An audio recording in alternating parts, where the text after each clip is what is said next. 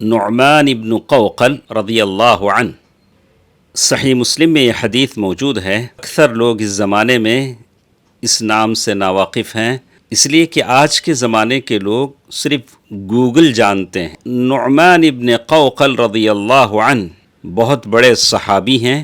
وہ نبی صلی اللہ علیہ وسلم کے پاس آتے ہیں اور آ کر انہوں نے اللہ کے نبی صلی اللہ علیہ وسلم سے عرض کیا، یا رسول اللہ، آپ مجھے بتائیں، اگر میں نے صرف فرض نمازیں پڑھ لیں اور رمضان کے روزے رکھ لیے اور میں نے زکوٰۃ بھی ادا کر لی، اللہ نے جن چیزوں کو حلال کیا میں نے اسے حلال جانا، اور اللہ نے جن چیزوں کو حرام کیا میں اس سے بچا رہا، اور میں اس سے زیادہ کچھ نہ کروں، کیا میں جنت میں داخل ہو جاؤں گا؟ رسول اللہ صلی اللہ علیہ وسلم نے فرمایا ہاں۔ انہوں نے کہا، نعمان ابن قوقل رضی اللہ عنہ نے کہا، اللہ کی قسم اس سے زیادہ میں کچھ نہیں کروں گا۔